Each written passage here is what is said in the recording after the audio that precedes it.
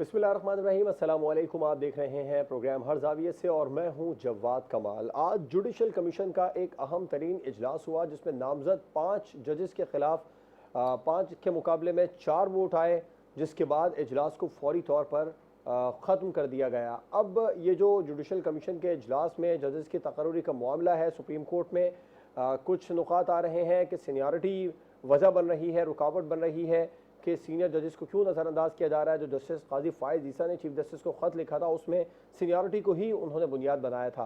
तो ये जो नए जजेस की तकर्री का मामला है ये कैसे हल होगा। इस वक्त सुप्रीम कोर्ट ऑफ पाकिस्तान में 13 जजेस काम कर रहे हैं। जस्टिस सज्जाद अली शाह ने भी 13 अगस्त को रिटायर हो जाना, उसके बाद एक मजीद जज कम हो जाएगा। तो जजेस की तकर्री का मामला, ये तनाज़ा कैसे हल होगा, इस पर प्रोग्राम में बात होगी। और प्रोग्राम में आगे चलकर बात होगी तहरीक इंसाफ के चेयरमैन इमरान खान, जो मुसलसल हुकूमत के खात्मे का मुतालबा करते नजर आ रहे थे, नए इंतखाबात का मुतालबा करते नजर आ रहे थे।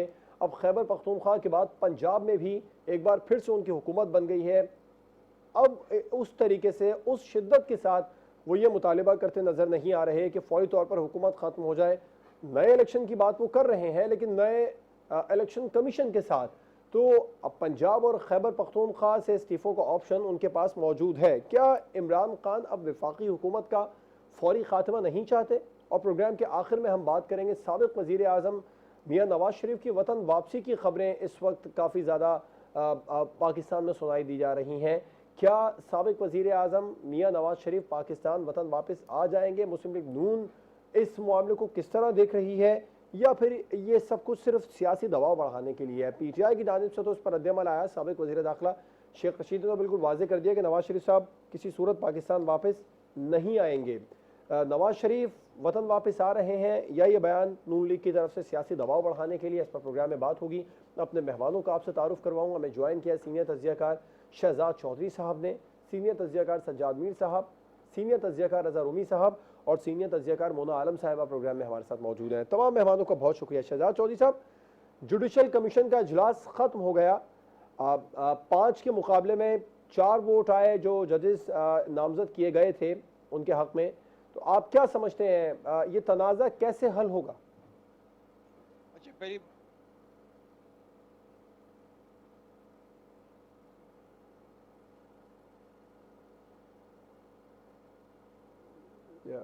ठीक, शहजाद चौधरी साहब आपकी तरफ आएंगे, आपकी आवाज़ हम तक नहीं पहुंच पा रही। सज्जाद मीर साहब, आप क्या समझते हैं, जजेस तकर्री का तनाज़ा कैसे हल होगा? तनाज़ा नहीं है जी, एक सिस्टम बनाया हुआ था, प्लानिंग की हुई थी, सब कुछ किया हुआ था। जस्टिस फ़ख़ार चौधरी के ज़माने में बहुत ले दे हुई और पार्लियामानी कमीशन भी इसके बाद बना गया, जुडिशल कमीशन, पार्लियामानी कमीशन, जो फैसला करता था। लेकिन चीफ जस्टिस ने ये किया कि अगर वो भी रिजेक्ट कर देता है तो वापस सुप्रीम कोर्ट हेयरिंग करता था और कहता था कि हम वही जजेस लगा रहे हैं जो जिसको हमने पास किया था। इसमें अरकान की तादाद के बारे में भी सवाल था, जो बाद में कुछ हल कर दिया गया था, कुछ मामला मतलब सेटल कर दिया गया था। लेकिन एक तरह से ये बात तय हो गई थी कि सुप्रीम कोर्ट के चीफ जस्टिस ने ये इख्तियार अपने हाथ में रखा हुआ था। पाकिस्तान की तारीख में ये पहली बार हुआ है। पिछली बार हुआ था जस्टिस गुलजार के ज़माने में, जस्टिस आयशा मलिक को जब एलिवेट करना था तो 4-4 वोट उनको पड़े, 4 हक में 4 मुखालिफ। और फिर जस्टिस गुलजार को इंतज़ार करना पड़ा उस वक्त का, जब कोई ऐसी ढांचा बन जाए इस पूरे निज़ाम का कि जज रिटायर हो जाए, उसके यहाँ दूसरा आ जाए, तो फिर उन्होंने 5-4 के साथ उनको एलिवेट किया था। इस वक्त जो सूरत हाल हुई है, पहली बार हुआ है कि 5-4 की अक्सरियत के साथ जजेस को रिजेक्ट कर दिया गया। इतराज़ हो रहा था कि आप जूनियर जजेस को आगे ला रहे हैं, 3 सिंध से ला रहे हैं, 1 पेशावर से ला रहे हैं, 1 आप लाहौर से ला रहे हैं। इस्लामाबाद के चीफ जस्टिस का क्या कसूर है? अतुल का, वो सीनियर जज हैं, उनको क्यों नहीं ला रहे? बाकी चीफ जस्टिस क्यों नहीं ला रहे? ये बहुत एतराज़ था कि सीनियरिटी के बेसिस पर मुकर्रर होने चाहिए, होता चाहिए। पिछली बार भी इतराज़ हुआ था, इस बार भी इतराज़ हुआ। पिछली बार में जो जजेस मुकर्रर हुए थे उन पर हरफ-गिरी की गई थी और कुछ बातें ऐसी हैं कि जब बेंच बनते हैं तो वो उनको जो अहमियत दी जाती है वो बहुत अहम हो गई है। इस वक्त सूरत हाल ये है कि चीफ जस्टिस ने पहली बार एक तरह की शिकस्त खाई है और वर्डिक्ट दिए बगैर इजलास खत्म हो गया है। यानी कि ये नहीं कहा गया कि चीज़ें रिजेक्ट हो गई हैं। हो ये रहा है कि सुप्रीम कोर्ट के चीफ जस्टिस जो है वही नाम सजेस्ट करते हैं और उनमें नामों पे वोट पड़ता है। काजी फायज़ ईसा ने कहा था कि मेरी गैर मौजूदगी में आप क्यों शुरू कर रहे हैं? लेकिन वो स्पेन से ज्वाइन किया उन्होंने वीडियो लिंक के ज़रिए से। अख्तर और साहब मुल्क से बाहर थे, उन्होंने भी ज्वाइन किया वीडियो लिंक के ज़रिए से। और अब जो हमारी बार काउंसिल होती है, उसके अरकान भी उसमें शामिल होते हैं। तमाम लोगों के राय के हवाले से, ख़ास तौर पर सिंध के जो जजेस जिनका तकर्रर किया गया, उनमें से 2 के बारे में, वहाँ जस्टिस उस्मानी हैं, रिटायर्ड, उन्होंने बहुत इस पर एतराज़ किया। तो ये सारी सूरत-ए-हाल जो पहली बार पैदा हुई है, और मेरे ख़्याल में अदलिया पर, ख़ास तौर पर अदलिया के चीफ जस्टिस पर हाल ही में बहुत दबाव आने लगा है। एक बात याद रखनी चाहिए कि किसी ने ये कह दिया था इफ्तिखार चौधरी के ज़माने में कि वो हमारे कमांडर हैं। उस वक़्त से चीफ जस्टिस खुद को कमांडर समझ रहे हैं। हालाँकि चीफ जस्टिस का यूनिटी ऑफ कमांड का मामला नहीं होता फ़ौज की तरह, बल्कि उनके यहाँ तो होता है कि हर जज बराबर है, हर जज के बराबर राइट्स हैं। कुछ एडमिनिस्ट्रेटिव राइट्स होते हैं चीफ जस्टिस को दिए जाते हैं। हमारे चीफ जस्टिस ने पिछले अरसे से वो राइट्स कुछ ज़्यादा इस्तेमाल करना शुरू कर दिए। बेंच बनाने का राइट, मुकदमे तफवीज़ करने का राइट, बहुत सी बातें होती हैं जिसमें बाकी लोगों से राय नहीं ली जाती। इसमें पहले भी एक बार बगावत हुई है। अब भी लगता है कि ये सूरत जो पैदा हो रही है, ये दुरुस्त नहीं है। अदलिया को इस मामले को ज़्यादा इंसाफ के असूलों के मुताबिक खुद ही तय कर लेना चाहिए, यही बेहतर होगा। ठीक, शहजाद चौधरी साहब क्या समझते हैं आप, ये जजेस की तकरीर का जो तनाज़ा है ये कैसे हल होगा? मेरी आवाज़ आ रही है आपको? जी जी बिल्कुल सर। अच्छा ठीक है। मैं ये कह रहा हूँ कि देखिए इसमें कोई अचंभे की बात नहीं है। हर जगह पे जहाँ नॉमिनेशन प्रमोशंस होती हैं, पहले रिकमेंडेशंस आती हैं, वहाँ पर अब मैं इसकी बात करूँगा जुडिशल कमीशन की, है ये जो nomination to supreme court, nominations आती हैं from the Sindh high court, Punjab high court या लाहौर हाई कोर्ट, और उनके बेंचेस बिल के आपस में वहाँ से 2 या 3 या 4 रिकमेंडेशन भेजते हैं जो कि सुप्रीम कोर्ट में भेजे जाते हैं रजिस्ट्रार के पास। ये जितनी भी नॉमिनेशंस होती हैं उसके अंदर से वो जितनी नॉमिनेशंस आती हैं उनके रिकॉर्ड्स देख के चीफ जस्टिस अपना आइडेंटिफाई करता है कि ये ज़्यादा कैपेबल या ये ज़्यादा सूटेबल लोग हैं, उनके ऊपर जुडिशल कमीशन बैठता है। जुडिशल कमीशन में सिर्फ चीफ जस्टिस की नहीं चलती, उसका एक वोट होता है, जिसमें बाकी मेंबरान है सबका वोट होता है। तो आज के अंदर आज जो फैसले हुए उसके अंदर ये हुआ कि 5 वोट जो चीफ जस्टिस साहब की नॉमिनेशन नहीं थी, ये जो रिस्पेक्टिव बार्स और रिस्पेक्टिव बेंचेस हैं मुख्तलिफ जगहों के, उनकी रिकमेंडेशंस थी, उनमें से ये लोग थे जो कि नॉमिनेट करके जिनको ऊपर के लाया गया था। तो मेरा ख्याल है गलत तासुर देना कि चीफ जस्टिस ने खींच के लेके आता है, ऐसी बात हरगिज़ नहीं होती, गलत बात है। अच्छा, दूसरी बात, कोई बात नहीं हुआ तो नहीं हुआ। ये जो लोग हैं मिसाल के तौर पे उसके अंदर कुछ एक जज हैं या उनसे मेरा ऑल्टरनेट उनसे मांगा जा सकता है कि आप बताइए आपकी नज़र में कौन मुनासिब है, क्योंकि अगर कोई शख्स डिसएग्री कर रहा है किसी आदमी से तो उसके पास ज़ाहिरी तौर पर कोई ना कोई एग्रीमेंट होगी, लेकिन वो अगर वो ये भी बताने के लिए तैयार नहीं है कि उसकी नज़र में कौन सूटेबल है मुख्तलिफ बेंचेस से मुख्तलिफ जगहों से, तो फिर इसका मतलब है कि वो बगावत पे तुला हुआ। मैं नहीं कहता कि कोई बगावत पे तुला हुआ है, लेकिन एक जेन्युइन डिसएग्रीमेंट हो सकती है, और ये बोर्ड्स में होती है जेन्युइन डिसएग्रीमेंट। लोगों के ऊपर लड़ाइयाँ होती हैं कि नहीं हमने इसको नहीं होने देंगे क्योंकि वगैरह वगैरह जो भी वजूहत है। तो लोगों के पास सॉलिड रीजनिंग और दलील होती है जिसकी बुनियाद पे ये काम होता है। ये चीफ जस्टिस अगर अकेला होता तो अकेला नॉमिनेट कर देता। मेरा ख्याल है हमें गलत तासुर नहीं देना चाहिए, और ये बिल्कुल एक शफाफ प्रोसेस है। ये कॉरपोरेट्स में ऐसे होता है, ये इदारों में ऐसे होता है, ये आर्म फोर्सेस में ऐसे होता है, ये प्रमोशन बोर्ड्स में ऐसे होता है, और जुडिशल कमीशन में ऐसे होता है। तो मेरा ख्याल है उस हद तक की बात रहने देनी चाहिए। कोई बात नहीं, नेक्स्ट टाइम और नाम आ जाएंगे, नहीं होंगे तो इन्हीं को दोबारा इनके ऊपर बहस हो जाएगी। इसका मतलब ये हुआ आज का जो बोर्ड था उसमें से कोई रिकमेंडी नहीं बन पाया या क्लियर नहीं हुआ, तो शायद ये चीफ जस्टिस या registrar will go back to the benches, bar से बात करेगा, मुख्तलिफ बेंचेस से बात करेगा, जो उनके चीफ जस्टिस हैं उनसे पूछेगा कि और कोई रिकमेंडेशन भिजवाइए, और कौन है आपकी नज़र में। इन्हीं लोगों ने जिन्होंने डिसएग्री किया उनसे पूछेगा कि आपका क्या ख्याल है, कि आपको कौन सा बेहतर लगता है।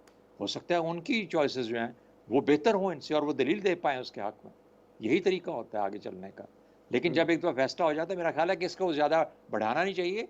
ये प्रमोशन बोर्ड था, प्रमोशन बोर्ड के अंदर जो लोग थे वो रिजेक्ट हो गए, वो नॉमिनेट नहीं हो पाए।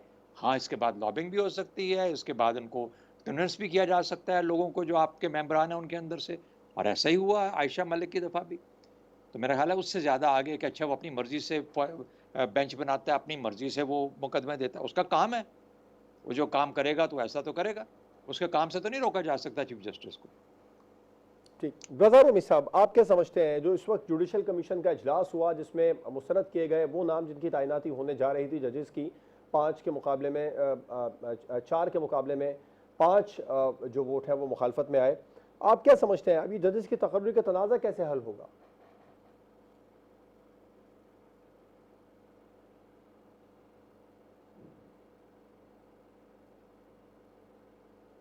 मोना आलम साहब, आप बताइएगा जजेस तकर्री का तनाज़ा कैसे हल होगा? इस वक्त जो जुडिशल कमीशन का इजलास हुआ वो ख़त्म हो गया। जी देखिए, ये जी इग्नोर करना, ये मामला पहली दफा नहीं आया। आपको याद होगा जो आयशा साहिबा जो पहली खातून जज एलिवेट हुई है सुप्रीम कोर्ट में बतौर जज, तो वो उनके टाइम पर भी ये मामला आया था जब काफी लोगों ने ये एतराज उठाया था और उसमें भी ये बार्स शामिल थे। काजी फायज ईसा, जस्टिस काजी फायज ईसा भी उन एतराजात उठाने वालों में थे जिन्होंने कहा था कि सीनियरिटी को इग्नोर किया गया है। लेकिन उस वक्त एक एज ये था कि क्योंकि वो पहली खातून जज थी और ये एक जेंडर जो एक बायस है उसको दूर करने के लिए ये बहुत एहसन कदम था। तो लिहाजा जो इसके इसके हक में थे लोग, वो ये इस नज़रिए को पेश कर रहे थे कि जी वो पहली खातून जज है। और ये भी बहुत ज़रूरी है क्योंकि जजेस के साथ जहाँ पर आपने सीनियरिटी का ख्याल रखना है वहाँ पर आपने एटलीस्ट कुछ तो आपने जेंडर बैलेंस लाना है। उसके होते हुए, उसके मद्देनजर अगर हम बात करें तो वो सारे लोग ये कहते थे कि इस वजह से वो फैसला बहुत अच्छा था। अच्छा, ये मैटर अब दूसरी दफा उठा है और वंस अगेन बार्स ने इसके ऊपर एतराजात उठाए हैं। बिल्कुल सीनियरिटी को ओवरलुक नहीं करना चाहिए, बट आई थिंक एक चीज हम लोग भूल रहे हैं, सीनियरिटी कम मेरिट, ये बुनियाद होनी चाहिए किसी की भी एलिवेशन की। खासतौर पे जजेस का जब हम बात करते हैं, जजेस की बात करते हैं, और आपको पता है जुडिशरी पाकिस्तान की उसकी रैंकिंग दुनिया भर में कोई बहुत अच्छी नहीं है। Pakistani judiciary does not rank well in the world. तो ये भी एक हमें हमारे सामने एक ये परफॉर्मेंस है हमारी जुडिशरी की जो हमें याद रखनी चाहिए। सीनियरिटी के साथ साथ मेरिट भी उतना ही इम्पोर्टेंट है। मुझे जो लोग सीनियरिटी पर एतराज करते हैं वो थोड़ा सा मेरिट को ओवरलुक कर देते हैं जब वो सिर्फ और सिर्फ अपना आर्ग्यूमेंट सीनियरिटी की बुनियादों पर बिल्ड करते हैं। तो मुझे लगता है उस वक्त भी ये प्रॉब्लम आई थी और उस वक्त भी यही फिर इल्तिजा की गई थी कि अगर आप सीनियरिटी की बात कर रहे हैं तो आप मेरिट को भी उतना ही देखें।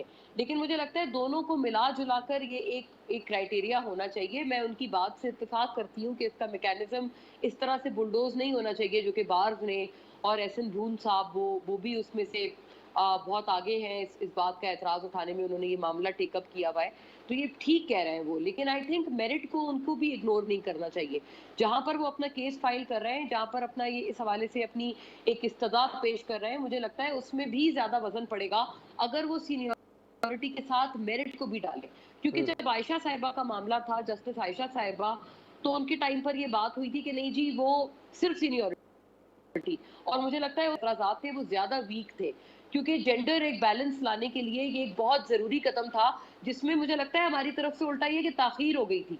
ये तो हमें बहुत पहले at least at that point in time मुझे लगता है कर लेना चाहिए था कि एटलीस्ट खवातीन की कुछ तो नुमाइंदगी हो हमारे एपेक्स कोर्ट के जजेस मेंबरान में। तो ये उस वक्त तो कुछ भी नहीं थी, तो ये तो बहुत पहले हो जाना चाहिए था। उस मामले में तो मुझे लगता है सीनियरिटी की जो एक जिद थी या उसके ऊपर जो इसरार था वो मुझे लगता है कि वो बेमायनी था, उसके तो उस तरह से मायने नहीं थे। लेकिन इस दफा भी जो ये बात कर रहे हैं मुझे लगता है मेरिट को क्यों ओवरलुक कर देते हैं।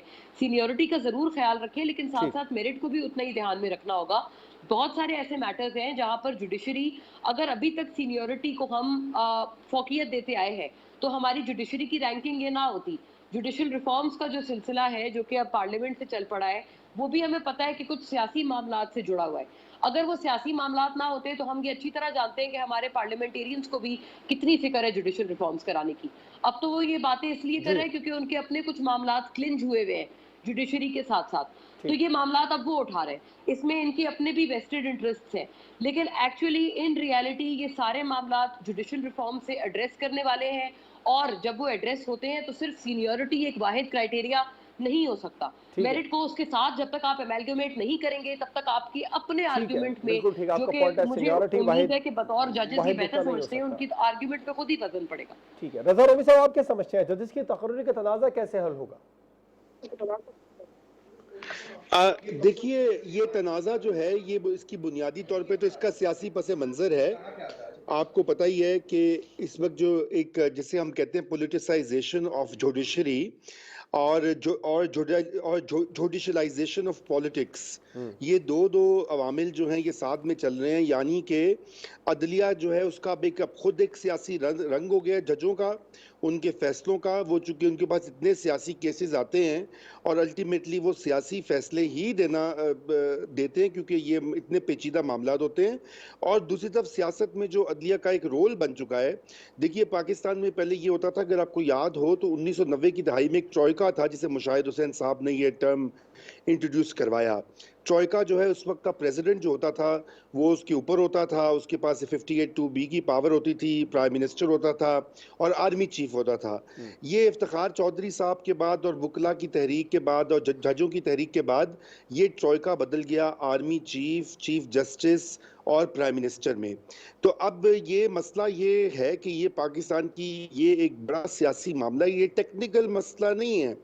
टेक्निकल मसला तो रूल से और आप ये बना लें ये वो हल हो जाता है। ये असल में खालिस्तान एक सियासी और गवर्नेंस का मसला है और ज़ाहिरी बात है इसके ऊपर हम सब एहतियात से बात करते हैं। आपको पता है कि मुकद्दस गाय की हैसियत होती है हमारे चंद इदारों को, उनके बारे में आप खुल के तो बात कर नहीं सकते। तो जब आप खुल के बात नहीं कर सकते तो फिर कोई बहस नहीं होती पब्लिक में। पार्लियामेंट में थोड़ी बहुत होती है, उसको भी अच्छा पसंद नहीं किया जाता। बल्कि हमने तो देखा है माजी में कि यूसुफ रज़ा गिलानी साहब जो हैं उनको अदालत ने तौहीन अदालत की सज़ा देकर नाअहल कर दिया। कमाल की बात है, दुनिया में पहली बार ऐसा हुआ कि एक जुडिशरी ने एक मुंतखब वज़ीर आज़म को अपने ओहदे से फारिग कर दिया। और ये मेरे ख्याल से कम ही नज़ीर मिलती है। सिर्फ ये तीसरी दुनिया के लातीनी अमेरिका के मुल्क जो होते हैं ना, बनाना रिपब्लिक्स जिन्हें कहा जाता है, जहाँ पे कोई कानून, कोई इंतज़ाम, कोई रूल ऑफ लॉ नहीं होता, तो वहाँ पे होता है। तो ये तो है पस मंज़र। तो इस वक्त मसला ये है कि ना तो हमारी अदलिया दूध में धुली है, ना ही हमारे सियासतदान दूध में धुले हैं। अब ये प्रॉब्लम है कि ये इस वक्त एक खींचा तानी की कैफियत बनी हुई है। ये जो आज की जुडिशल कमीशन जो अपॉइंटमेंट्स के ऊपर जो फैसला भी आ रहा है, इस पर पहले बहस हो रही है, ये एक तनाव सा बना हुआ है बिटवीन द पार्लियामेंट में जो इस वक्त रूलिंग कोलिशन है और सुपीरियर जुडिशरी। तो वो ठीक है, मैं मोना की सारी बातों से इत्तफाक कर रहा था, सीनियरिटी की, मेरिट की जो उन्होंने एम्फेसिस दिया और उसके ऊपर फैसलों को। लेकिन असल बात है कि इस मुल्क में ग्रैंड नेशनल डायलॉग की ज़रूरत है, जैसे कुछ लोगों ने ट्रूथ एंड रिकन्सिलिएशन कमीशन कहते हैं। यहाँ पर ये ज़रूरी है कि ये सारे लोग बैठें और ये जो आइन है वो फैसला करें कि अगर इस आइन पर उन्होंने अमल करना है तो करें, अगर नहीं करना तो फिर इसको फारिग करें, कोई और नया आइन बनाएं, इसको फेंक दे रद्दी की टोकरी में। भाई जब दायरा कार बने हुए हैं आइन में तमाम पिलर्स ऑफ द स्टेट के, तो फिर अपने अपने दायरा कार में रहें। अगर नहीं रहना तो फिर ये तो आते रहेंगे धचके और इंस्टेबिलिटी और सिस्टेमिक क्रैश, जैसे अंग्रेजी में कहते हैं कि निज़ाम जो है वो चलते चलते क्रैश हो जाता है एक कंप्यूटर की तरह। तो ये जब तक हम इसके ऊपर फैसला नहीं करेंगे, और इसमें यकीनन पार्लियामेंट का ही एक बहुत बड़ा रोल है, लेकिन मैं समझता हूँ खुद अदलिया को भी सोचना चाहिए कि उनके फैसलों की वजह से इतनी कंट्रोवर्सीज बढ़ रही हैं। वो जिस तरह से मेरिट का तयन करते हैं, मेरिट की कोई तारीफ नहीं है। आप देखें माजी में मैं जो है जजों की जो अपॉइंटमेंट्स हैं वो उनके अक्सर ख़ानदान जो होते हैं ना, जजों के बेटे, दामाद, भाई, रिश्तेदार वो जज बन जाते हैं, या उनके मंजूर नज़र वकील जो होते हैं वो जज बन जाते हैं। वकला तहरीक में जो लोग इफ्तिखार चौधरी साहब के साथ थे, एक एक को पकड़ के जज बना दिया गया, जो उनके खिलाफ थे उनको निकाल दिया गया।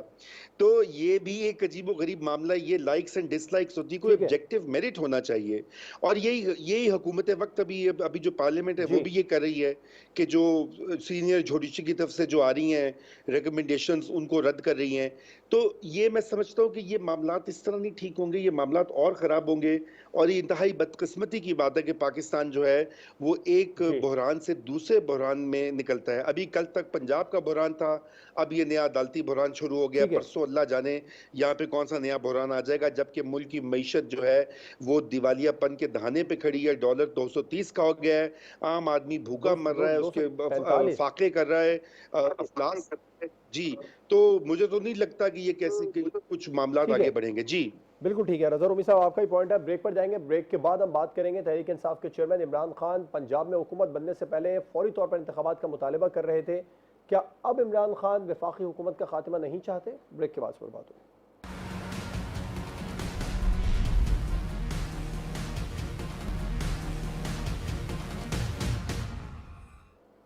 Welcome back. तहरीक इंसाफ के चेयरमैन इमरान खान पंजाब में दोबारा से हुकूमत बनने से पहले मुसलसल मुतालबा कर रहे थे कि फौरी तौर पर वफाकी हुकूमत का खात्मा किया जाए और नए इंतखाबात करवाए जाएँ। अब मुतालबा उनका वही है, उसमें थोड़ी सी उन्होंने तरमीम कर लिया, वो ये कि नए इलेक्शन कमीशन के साथ नए इंतखाबात करवाए जाएँ। पंजाब में हुकूमत को वो किसी सूरत पंजाब और खैबर पख्तूनख्वा के इस्तीफ़ों का जो उनके पास कार्ड है उसको इस्तेमाल करने नहीं जा रहे। रज़ा रोमी साहब क्या समझते हैं, क्या इमरान खान साहब फौरी तौर पर वफाकी हुकूमत का खात्मा नहीं चाहते?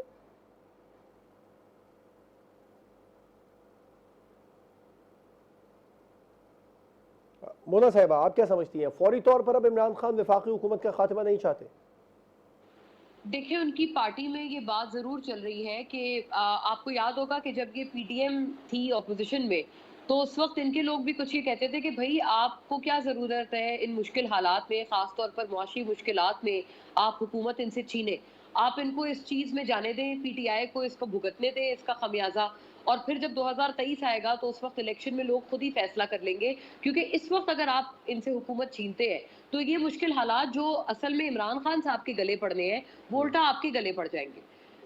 जो अक्लमंद लोग थे वो पीडीएम में ये बात करते थे बाशमूल लंदन चैप्टर के, लेकिन उसको नहीं माना गया और आपने देखा कि हुकूमत इमरान खान साहब से छीन ली गई। अब इस वक्त हम जो खड़े हैं 3 महीने बाद, तो उसका रिजल्ट हम तमाम के सामने है। हुकूमत छीनने से क्या हुआ? इमरान खान साहब की पॉपुलैरिटी बढ़ी, पीडीएम की जो अपनी पॉपुलैरिटी थी वो ग्राफ गिर गया, पंजाब के ज़िमनी इंतखाबात इसका जीता जागता मुंह बोलता सबूत है। तो ये सारी चीज़ें हुई। अब इमरान खान साहब के भी जो उनकी तरफ के अक्लमंद लोग हैं वो उनको भी यही बात करते हैं कि देखिए आईएमएफ का प्रोग्राम अभी तक आपका नहीं हुआ है। मिफ्ता साहब वजीर खजाना तसल्लियों पे तसल्लियां दे रहे हैं, लेकिन उसके बावजूद भी उन्होंने अभी तक पैसे नहीं रखवाए हैं। जो अगली ट्रांच है आईएमएफ की वो हमारे पास अभी भी नहीं है। तो वो उनको यही कह रहे हैं कि इन मुश्किल हालात से आप इन लोगों को दो चार होने दें, आप इस वक्त हुकूमत गिराने की या इलेक्शंस में जाने की जल्दबाजी ना करें और आप उल्टा ये करें कि आप 2023 तक का वेट करें। उनके अपने लोग भी, उनकी तरफ के अक्लमंद जो लोग हैं वो यही उनको तजवीज़ दे रहे हैं, क्योंकि इस वक्त होगा क्या, अगर इन मुश्किल हालात में इलेक्शंस हो जाते हैं, इसके बाद इमरान खान साहब जो उनकी पॉपुलैरिटी है, मुझे इसमें कोई शक नहीं कि वो उस हुकूमत में बासानी आ जाएंगे और इस दफ़ा शायद बगैर किसी सपोर्ट के भी आ जाए। तो अगर वो आ जाते हैं, मुआशी हालात तो किसी के कंट्रोल में नहीं है, ये तो कुछ एक्सटर्नल फैक्टर्स हैं। वही आईएमएफ के साथ नेगोशिएशंस होंगी, उसी आईएमएफ को आमादा करना है, राजी करना है, कड़वा घूंट पीना है, मुश्किल फैसले करने हैं, जिसका एक सियासी असर आएगा, उसकी एक सियासी कीमत है, तो इमरान खान साहब को वो भुगतनी पड़ेगी या चुकानी पड़ेगी। तो ये सारे लोग उनकी तरफ भी यही बात कर रहे हैं। लेकिन और एक और इसमें फैक्टर ये है कि कुछ ताकतवर हल्के भी खान साहब को यही बातें पहुंचा रहे हैं कि इस वक्त मुल्क के हालात ये तकाजा करते नहीं है कि इस वक्त हम इलेक्शंस की तरफ जाएं, क्योंकि इस वक्त आईएमएफ के साथ जो हमारी टॉक्स हैं या बातचीत है, हम ये नहीं कह सकते कि वो कामयाब हो गई है या हतमी शक्ल उन्होंने ले ली है, बल्कि अभी भी चल रही है। क्योंकि अगर वो कामयाब हो चुकी होती तो उनकी तरफ से जो आना था, जो किस्त आनी थी, वो आ चुकी होती, और हकीकत ये है कि वो अभी तक नहीं आई है। तो सारे वो जो कुछ हल्के हैं, जो ताकतवर हल्के हैं, वो खान साहब को यही एडवाइस कर रहे हैं कि इस वक्त थोड़ा सा आप वेट एंड वॉच करें। खान साहब भी, मुझे लगता है ये उनकी स्ट्रेटजी है, उनकी तरफ से भी इस बात पे गौर फौज हो रहा है कि वो थोड़ा सा आर्म ट्विस्टिंग करना चाहते हैं पंजाब की हुकूमत लेकर वफाकी हुकूमत की। जो वो कह रहे हैं कि वो राना सनाउल्लाह साहब और अताउल्लाह तारड़, ये कुछ लोग हैं जो कि उन्होंने पिन पॉइंट या मार्क किए हुए। फिर ब्यूरोक्रेसी में खासतौर पर पुलिस पे जो लोग हैं जिन्होंने 25 तारीख को उनके लोगों के ऊपर किया या एक्शन किया, उनको, उनके साथ भी उन्होंने हिसाब चुकता करना है वगैरह वगैरह। तो वो टफ टाइम देना चाहते हैं पंजाब हुकूमत में आकर वफाक को। एक तरफ से केपी टफ टाइम देगा, एक तरफ से पंजाब टफ टाइम देगा, तो वो एक तरह से एक सैंडविच कर देना चाहते हैं ये मखलूत हुकूमत को। तो ये एक स्ट्रेटजी जरूर है जो इमरान खान साहब के हवाले से ये भी वो सोच रहे हैं। लेकिन मैं ये बता दूं कि वो इलेक्शंस में भी ज्यादा देर नहीं कर सकते। उसकी वजह क्या है कि उनकी इस वक्त जो पॉपुलैरिटी है वो उसको बहुत आगे तक सस्टेन नहीं कर पाएंगे। इस वक्त पॉपुलैरिटी का उनके ये आलम है कि जिसे कहते हैं ना, मिसाल होती है लोहा गर्म है, उन्होंने अभी हथौड़ा मारना है। अगर इसमें ताखीर की तो इसका भी उसको एक सियासी नुकसान खान साहब को चुकाना पड़ सकता है। लेकिन आई थिंक कि वो 1 महीने तक जरूर वेट एंड वॉच करेंगे और पंजाब हुकूमत के जरिए वफाक की आर्म ट्विस्टिंग करने की वो भरपूर कोशिश करेंगे। राइट, शहजाद चौधरी साहब, आप भी इस बात से मुत्तफिक हैं कि इमरान खान साहब अब फौरी तौर पर इंतखाबात नहीं चाहते? जी, आपने जो लफ्ज़ शुरू किया था, इस्तेमाल किया था कि शिद्दत के साथ नहीं चाहते, उसका ज़िक्र तो उन्होंने किया कि जल्दी हो जाने चाहिए, लेकिन वो शिद्दत नहीं है। और क्यों हो? उनको जो वफाकी हुकूमत है एक अपाहज और महबूस हुकूमत नज़र आती है। यानी उनके हाथ में तो कुछ भी नहीं रह गया सिवाय असल में इस्लामाबाद का जो कैपिटल एरिया है, उसके अलावा ऑफ कोर्स बाकी इंपॉर्टेंट एरियाज़ भी हैं जिसके अंदर फाइनेंस है, बाकी चीज़ें फॉरेन रिलेशंस है। लेकिन देखिए जब और फिर साथ उनके पास 2 सूबे हैं, बड़े सूबे हैं जिनके अंदर अपना वो असर दिखा सकते हैं। अवार्ड्स हो गए, एनएफसी अवार्ड मिल गए, बजट बन गए।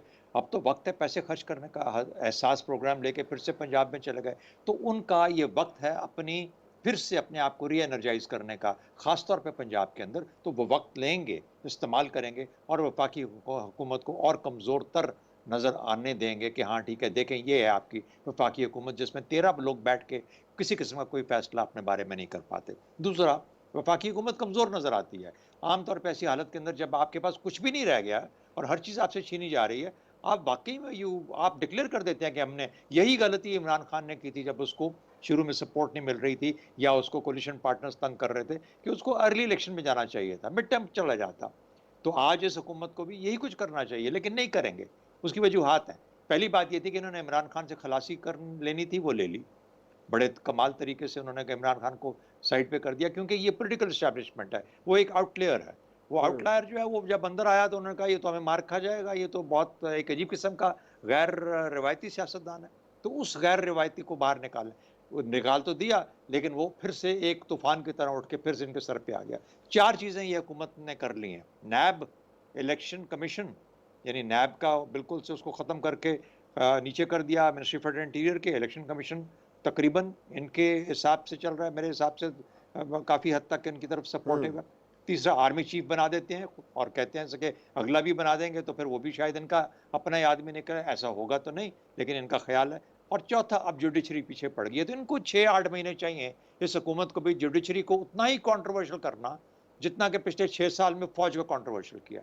ये इदारों को तबाह बर्बाद करने देना चाहते हैं ताकि कोई इनके सामने कोई जो होता है ना अपोजिंग फोर्स, अपोजिंग चीज़ वो सामने ना आए। सियासतदान वो करें जो इनकी मर्जी है और उसमें इमरान खान सबसे बड़ा इनके आगे परेशानी इनको नज़र आती है। तो मुझे यूँ सारा एक जिसे कहते हैं एक खिचड़ी पकी नज़र आती है जिसके अंदर हर कोई अपने अपने जो ऑब्जेक्टिव्स उसको परसू कर रहा है। ख़ास तौर पे ये हुकूमत इस वक्त इसलिए ये मार खाते रहेंगे, ये गालियाँ भी खाते रहेंगे, लेकिन जब तक कंट्रोवर्शियल नहीं कर लेते जुडिशरी को उस वक्त तक ये गालिबन अनाउंस भी नहीं करेंगे। तो इसलिए दोनों साइड से दोनों को फ़ायदा यही फ़ायदा है। अपने तौर पे वो देखते हैं कि अगर हम इलेक्शन ना कराएं जल्दी। राइट, सज्जाद मिर्ज़ा आप क्या समझते हैं, इमरान खान साहब फौरी तौर पर वफाकी हुकूमत का खात्मा अब नहीं चाहते? देखिए, दूसरा नैरेटिव भी बयान किया जा सकता है। एक तरफ तो हम कहते हैं कि ये हुकूमत कमज़ोर है, ये इदारों को तबाह करना चाहती है, अच्छी तरह तबाह कर दे तो जाएगी। दूसरी तरफ ये भी कहा जा सकता है कि इमरान खान ने इदारों को तबाह कर दिया है। अब वो इदारों के साथ अपने ताल्लुकात को हमवार करना चाह रहा है। वो अदलिया के साथ भी करना चाह रहा है, वो फौज को भी पैगाम दे रहा है और उसको ये भी मालूम है कि इस वक्त इक़्तिदार लेने का मतलब ये है कि उस कुर्सी पे बैठना, उन जूतों पे खड़ा होना जो कि इस वक्त ये हुकूमत खड़ी है। और महंगाई का सारा बोझ इसने उठा लिया है। IMF के साथ मुज़ाकरात इमरान कर रहा था, लेकिन अब सारा मलबा जो है वो इस हुकूमत पर पड़ा है। ऐसे में इमरान क्यों चाहेंगे कि फौरी तौर पर वो उनके शूज़ में आए और वो बातें करें और वो मलबा उठाएं, क्योंकि वो तो ज़ाहिर है कि डॉलर की कीमत को कंट्रोल नहीं कर सकते। ज़ाहिर है कि वो IMF की जो शराइत हैं उनको वो अनडू नहीं कर सकते। वो सारी वो चीज़ें जो हो रही हैं, अभी तो वो कह रहे हैं कि हमने तो ठीक कर दी थी मईशत, इन्होंने तबाह कर दी। फिर ये नैरेटिव हो जाएगा कि मईशत वैसी की वैसी तबाह उन्होंने भी की है, इन्होंने भी की है और वो भी जिम्मेदार है महंगाई के और सारी बातें करेंगे। फिर वो मेरे ख्याल में उनको ज़्यादा अगरचे ये शौक है कि वफाक की हुकूमत उनके पास हो, क्योंकि वो उसी को अहम समझते हैं।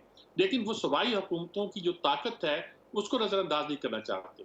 ख़ासतौर पर पंजाब की हुकूमत की ताकत, और पंजाब में इस वक्त परवेज़ इलाही की जो हुकूमत कायम हुई है, परवेज़ इलाही देखिए बहुत दाना बीना समझदार सियासतदान है। उनकी पॉलिसियाँ भी अच्छी थी, विजन भी अच्छा था। शहबाज शरीफ की सिर्फ स्पीड तेज़ थी, वरना विजन के लिहाज से परवेज़ इलाही बुरे नहीं थे। लेकिन मसला ये है परवेज़ इलाही ने काम किया है परवेज़ मुशर्रफ के साथ ही। इमरान खान का ख्याल है कि वो उनके साथ काम कर लेंगे, लेकिन मैं फिर पूछता हूँ क्या वो उनके साथ वैसे काम कर सकेंगे जैसे बुज़दार कर रहा था? वैसे तो नहीं करेंगे। लेकिन उसके बावजूद भी वो पंजाब से और खैबर पख्तूनख्वा से दस्तबरदार नहीं होना चाहते इस वक्त। उनके साथ रहकर अगर उनको कौमी असेंबली के इलेक्शन कराने की इजाज़त दी जाए तो शायद वो उसके लिए हाँ करते हैं। अच्छा, फिर इसमें बर्ड स्पॉट है तो उनको चीफ इलेक्शन कमीशन का मसला है, उनको इलेक्शन रूल्स का मसला है, उनको पंजाब में और फेडरल गवर्नमेंट में टैरिफ गवर्नमेंट बनाने का मसला है। इसके लिए उन्हें बहुत से अदारों के साथ नेगोशिएट करना पड़ेगा। क्या वो कर पा रहे हैं कि नहीं कर पा रहे? मेरे ख्याल में वो अभी तक नहीं कर पा रहे। उनके लोग जो है कोशिश करते हैं। हमारे यहाँ सबसे बड़ी मुसीबत ये है कि हम जब ये काम करते हैं तो ऐलान ये करते हैं कि हमारा कोई ताल्लुक नहीं है, हम किसी इस्टेब्लिशमेंट से बात नहीं करेंगे, हम किसी गैर आईनी काम में शरीक नहीं होंगे, हम कोई ऐसा काम नहीं करेंगे जिससे ये हो कि कोई हमें सपोर्ट कर रहा है या कोई हमारी बेज़ाकी बन रहा है। लेकिन भाई अदारों को चलाने के लिए अगर आप कहते हैं इलेक्शन कमीशन खत्म किया जाए तो ये कैसे किया जाएगा? अगर आप इलेक्शन के बारे में कुछ शराइत है वो उनको तय करना चाहते हैं तो कैसे की जाएंगी? अगर जी। आपकी डिमांड जो है वो पूरी होने के लिए कोई रास्ता निकाला जा सकता है तो मुज़ाकरात की मेज पर निकाला जा सकता है। ठीक है, मुज़ाकरात से उन्हें शक पड़ता है कि उनकी पॉपुलैरिटी कम होगी। तो ये सारी बातें हैं जो ठीक। फौरी तौर पर इलेक्शन की तरफ नहीं जाएंगे और कुछ वक्त निकालेंगे। कितना निकालेंगे ये मैं कुछ नहीं कह सकता। बिल्कुल ठीक है। रज़ा रोमी साहब, इमरान खान साहब, आप भी इस बात से मुत्तफ़िक़ हैं कि अब फौरी तौर पर वफाकी हुकूमत का खात्मा नहीं चाहते? देखिए, मुझे नहीं मैं नहीं जानता कि वो इस वक्त क्या चाहते हैं इमरान खान साहब। जाहिर बात है अभी तो उनके पास पंजाब की गवर्नमेंट आ गई है और परवेज इलाही पे उनका 100% कंट्रोल तो होगा नहीं, क्योंकि वो एक अलग पार्टी है। और परवेज इलाही जो आप सब जानते हैं कि वो इमरान खान के साथ एक वक्ती इत्तेहादी हैं। दरअसल तो परवेज इलाही साहब जो हैं वो उनके बड़े दरीना और पुराने ताल्लुकात हैं इस्टेब्लिशमेंट के साथ।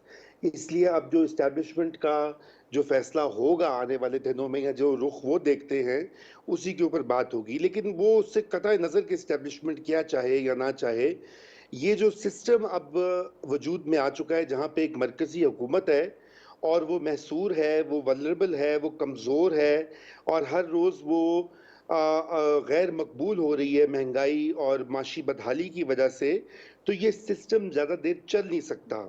मेरा तो तज्ज़िया ये है, मेरे पास ये इससे कतई नज़र के कौन सही है कौन गलत है या कौन तोड़ेगा असेंबली, ये इस निज़ाम में और इस अरेंजमेंट में एक इनहेरेंट इंस्टेबिलिटी है। और ज़ाहिर बात है वो पहले भी थी काफ़ी हद तक, लेकिन उसको फिर इमरान खान साहब को बकौल चौधरी परवेज़ इलाही 2-3 साल तो उनकी नैपियाँ बदलते रहे, बदलने वाले, और उनको बैसाखियों के ज़रिए चलाते रहे।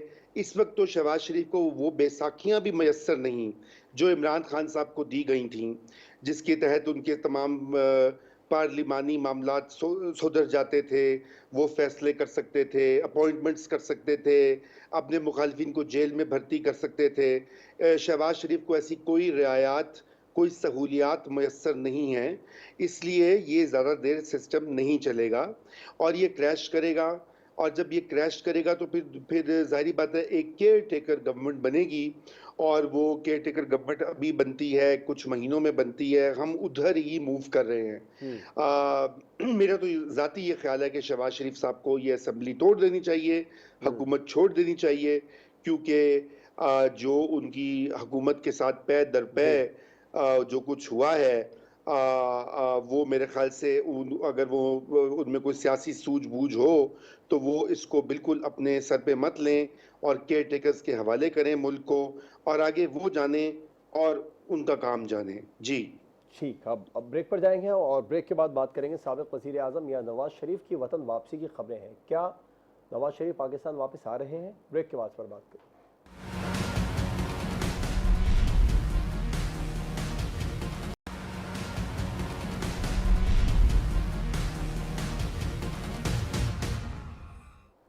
Welcome back. साबिक़ वज़ीर आज़म मियां नवाज शरीफ की पाकिस्तान वापसी की खबरें हैं। क्या नवाज शरीफ पाकिस्तान वतन वापस आ रहे हैं या ये सिर्फ बयान सियासी दबाव बढ़ाने के लिए? शहजाद चौधरी साहब।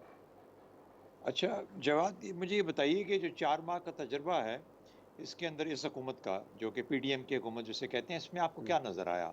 इसमें ये नज़र आया कि पीडीएम का जब इकट्ठ होता है तो फजल रहमान उसको लीड करते हैं, जब कहीं जलसा करना है तो मरियम नवाज़ उसको लीड करती हैं या एड्रेस करती हैं। उसके अलावा शहबाज शरीफ साहब का रोल इसमें क्या रह गया इस हुकूमत में? हाँ, प्राइम मिनिस्टर हैं, लेकिन प्राइम मिनिस्टर कहीं नज़र नहीं आते कुछ करते हुए। फैसला करना होता है, नवाज शरीफ साहब वहाँ बैठ के एक उसके लिंक के थ्रू इससे खिताब करते हैं और वो बताते हैं क्या करना है, क्या गलत है, क्या सही है। तो मुझे नहीं लगता है कि अगर इस सारे तजर्बे के कोई लूजर्स हैं तो वो शहबाज शरीफ है। हमजा शहबाज शरीफ को आपने देख लिया पिछले 2 माह के अंदर, 2.5 माह के अंदर, क्या लगते हैं? वो कम से कम एक पब्लिक सर्वेंट नजर नहीं आते आपको। इनका मिजाज ही नहीं है पब्लिक सर्विस का। सियासतदान को हमारे यहाँ कुछ और समझा जाता है, ये समझा जाता है बादशाह बन गया, वो बादशाह बन गया, प्रिंसेस, रॉयल्टी, ये समझा जाता है। ये पब्लिक खिदमतगार नहीं है। अच्छा, तो जब आप ये सब कुछ देखते हैं तो किसकी स्पेस बनी है? स्पेस बनी दूसरे धड़े की पीएमएलएन के अंदर। इसलिए बार बार नवाज शरीफ साहब को, दूसरी वजह एक और आपको बताऊं, मेरी नज़र में कम से कम, वो ये है कि शायद समझते हैं कि नवाज शरीफ के आने की वजह से जो इदारे हैं ये घबरा जाएंगे। नवाज शरीफ जाने और जुडिशरी का इदारा जाने जिसके वो मफरूर हैं या जो भी उनके खिलाफ मुकदमात हैं वो जाने। बाकी ये समझना कि अच्छा किसी तरीके से उनसे आने के बाद पता नहीं यहाँ पे क्या तूफान आ जाएगा। 2 दफ़ा पहले जाके वापस आ चुके हैं, क्या हुआ? वही कुछ दोबारा हो जाएगा। इसलिए मेरा ख्याल है कि ना कोई डरेगा, ना कोई सहमेगा, ना आना चाहिए उनको। He should face the courts. अलबत्ता उनकी अपनी पार्टी के अंदर उन्होंने इन तमाम अवामिल की वजह से अपने आप को फिर रेलेवेंट तो वो थे ही, अब साबित कर दिया कि मैं और मेरी स्ट्रीम जो है उसके अलावा और कोई इस काबिल नहीं है कि इस पार्टी को लेके आगे चल सके। तो अल्लाह उनको मुबारक करे, ज़रूर आए वापस, मेरा ख्याल है। अब आएंगे या नहीं आएंगे ये उनकी मर्जी। आपका क्या ख्याल है? वो जाने के लिए यहाँ वापस आने के लिए गए थे? मेरा तो नहीं ख्याल। ठीक, सदात मीर साहब, सिर्फ सियासी दबाव बढ़ाने के लिए बयान दिया जा रहा है या नवाज शरीफ साहब वापस आ रहे हैं? देखिए, नवाज शरीफ का वापस आना जो है ना, इसमें बड़े इफ्स है और इसमें बहुत सी कुव्वतों को फैसला करना है और फैसला कुव्वतों ने वो वापस, लेकिन क्यों नहीं ला पाए? इमरान अचानक री इमर्ज कर बैठा और इमरान की ताकत ऐसी थी कि ऐसी सूरत में इनका आना जो था मुनासिब नहीं था। तो जो ऐलान हुआ कि 7-10 दिन के अंदर पाकिस्तान आ जाएंगे, साडाक ने खुद ऐलान किया, फिर उसके बाद पता नहीं चलता वो ऐलान कहाँ गया, क्या हुआ उस ऐलान का, साडाक क्यों नहीं आ रहे, किस वजह से नहीं आ रहे। देखिए, मुल्क की इस मामले को इतना आसानी से ना समझे कि वो फलां ने फलां को तोड़ना है, फलां ने फलां को तोड़ना है। इसके फैसले बड़े आसानी से नहीं हुआ करते। नवाज शरीफ जब पहली बार भी आए थे तो कोई ये नहीं थे कि वो धौंस जमा के, आप पहली बार आए उनको वापस कर दिया गया, दोबारा आए फिर रोका नहीं जा सका। क्यों रोका नहीं जा सका? क्योंकि ये रियासत के मामला हैं, इसमें मैं ज़्यादा बात नहीं करना चाहता कि क्यों रोका नहीं जा सका, पहले क्यों रोक दिया गया था। नवाज शरीफ का आना भी कई % बढ़त के साथ है और ये बात तय है, किसी ने बहुत उम्दा बात कही थी कि नवाज शरीफ तय कर लें कि जहाँ उन्हें सिकंदर मिर्जा की तरह अपनी बाकी ज़िंदगी लंदन में गुजारनी है, उसी हालत में जैसी सिकंदर मिर्जा ने गुजारी थी, या उन्हें पाकिस्तान में आकर अपना किरदार अदा करना है। अगर इमरान खान का चर्चा होता है दोबारा और इलेक्शन का ढोल बजता है तो नवाज शरीफ को आना पड़ेगा, हर सूरत आना पड़ेगा। लेकिन जाहिर है वो ये नहीं चाहते कि वो आए और सीधे जेल जाएं। इसके लिए कुछ उन्हें पहले शायद लगता है, मैं यकीन के साथ नहीं कह सकता कि कुछ उन्हें यकीन दहानी कराई गई होंगी, लेकिन इस वक्त सूरत हाल ये है कि उनका आना जो है वो कई मसाइल पैदा कर सकता है। और लेकिन वो ये फैसला इसलिए करना चाहते होंगे कि अगर वो फैसला नहीं करते तो मुस्लिम लीग नून का जितना भी रहा सहा जहाँ वकार है वो भी खाक में मिल जाता है। ठीक है, रज़ा रोमी साहब, आप क्या समझते हैं? सिर्फ सियासी दबाव बढ़ाने के लिए बयान दिया जा रहा है या वाकई में नवाज शरीफ साहब वापस आ रहे हैं?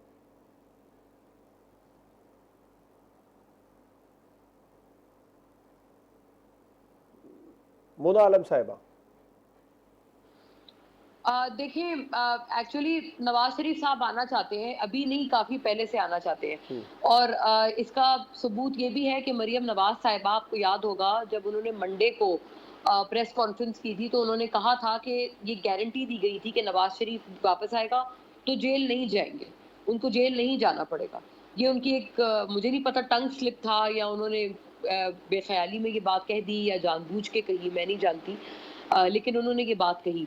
तो यानी कि कुछ एश्योरेंसेस दी गई थी, जिसकी वजह से जो मेरे पास एटलीस्ट इत्तला है वो ये है कि नवाज शरीफ साहब काफ़ी तैयारी पकड़ चुके थे अपने तौर पर कि वो वापस आएंगे। राना सनाउल्लाह साहब भी कहते थे कि ये तो आधे घंटे की एक कागजी कार्रवाई है जो कि हम कर लेंगे और हमारी हुकूमत इंश्योर करेगी कि नवाज शरीफ साहब वापस आ जाए। लेकिन बहुत कुछ ऐसा है नवाज शरीफ साहब की वापसी के हवाले से और उस गारंटी के हवाले से जो कि शायद उनको दी गई थी, जो कि नहीं वैसा हुआ जैसा कि उन्हें कहा गया था। और यही वजह है एक्चुअली जिस वजह से नवाज शरीफ साहब नहीं आए। अब ये जो एक सिग्नलिंग है ना जो पीएमएलएन कर रही है, मुझे लगता है वो एक्चुअली उन लोगों को कर रही है जिनकी तरफ से उनको गारंटी दी गई थी कि नवाज शरीफ साहब वापस आना चाहते हैं, तो आप लोगों ने जो कहा था या हमें जो कहा गया था वो आप पूरा करें। मुझे लगता है ये एक सिग्नलिंग हो रही है, ये एक बड़ी इंपॉर्टेंट बात है। दूसरा ये बिल्कुल अभी बात हुई, मैं इससे बिल्कुल इत्तेफाक करती हूँ कि ये जो धारी तलवार थी ना जो पीएमएलएन का बयानिया था, ये इनके अपने लिए बहुत मनफी साबित हुआ है। एक तरफ मफामत, दूसरी तरफ वो मज़ामत, और ये बिल्कुल किसी तरह से इनके लिए फ़ायदेमंद साबित नहीं हुआ। जो मरियम नवाज़ साहिबा कहती थी कि मज़ामत होगी तभी तो मफामत होगी, वो मुझे लगता है नहीं हुई है। उस तरह से नहीं हुई है जिस तरह से ये लोग चाहते थे, और शायद इनको भी जिसे कहते हैं ना सीधा दिखा के उल्टा इनके साथ किया गया है, तो इस तरह की चीज़ कुछ इनके साथ भी हुई है। तो ये मामलात उस तरह से नहीं चले हैं। पीएमएलएन की इस वक्त पॉलिटिकली स्पीकिंग अवाम में क्या स्टैंडिंग है, आप देख लें। जब 3 अप्रैल को इमरान खान साहब की हुकूमत और ये तमाम मामला हुआ था, और जो 11 तारीख को फिर जो जिस तरह से फिर वो निकाले गए और जो कुछ हुआ असेंबली में, उसके फ़ौरन अगले दिन बल्कि उसी रात को मुझे याद पड़ता है, पूरे मुल्क भर में एहतजाज, लोग खुद निकले। इमरान खान साहब उनको कोई लीड नहीं कर रहे थे, खुद निकले लोग, तो सड़कों पर आए। अभी जब ये मामला हुआ, जब हमजा शहबाज साहब को निकाला गया, उसी कोर्ट ने उनके हवाले से भी फैसला दिया, उनके खिलाफ फैसला दिया। नए वजीर आला आए, कौन निकला सड़कों पे? कोई भी नहीं निकला। बल्कि वो जो एक पीएमएलएन का लिबर्टी चौक पे जलसा होना था, उसमें कितने लोग थे? उसमें एक कॉमेडियन को बुलाया गया इस उम्मीद से कि शायद वो उसकी वजह से उसको देखने के लिए कुछ लोग आ जाएंगे, लेकिन अफसोस के साथ कोई नहीं आया उस तरह से, क्योंकि पीएमएलएन के अपने लिए बड़ी इंट्रोस्पेक्शन का वक्त है। अगर इस वक्त मुझे लगता है इस at this point in time उनकी जमात एक अपने बॉटम लो से गुजर रही है, बहुत रफ पैच से गुजर रही है। अगर उनको कोई रिकंसाइल करवा सकता है तो वो नवाज शरीफ साहब की वापसी करवा सकती है, लेकिन पीएमएलएन ये समझती है कि अगर वो वापस आए और उनको जेलों का या कोर्ट्स का सामना करना पड़े, तो वो उल्टा ये कि उल्टा उनके लिए मनफी हो जाएगा और उनके लिए नेगेटिव होगा। ये चीज वो एश्योरेंस चाहते हैं उन्हीं ताकतवर हलकों से जिनसे उनसे शायद उनको एश्योरेंस मिली थी at one point in time, कि उनको ये एश्योरेंस दोबारा दी जाए कि वो वापस आएंगे तो वो जेल नहीं जाएंगे। ठीक है, मुना आलम साहबा, शहजाद चौधरी साहब, सज्जाद मीर साहब, रजा रोमी साहब प्रोग्राम में हमारे साथ मौजूद थे। तमाम मेहमानों का बहुत शुक्रिया। प्रोग्राम आपने देखा नाज़रीन, आपसे मुलाकात होगी इंशाअल्लाह अगले हफ्ते। इजाज़त दीजिए, अल्लाह हाफ़िज़।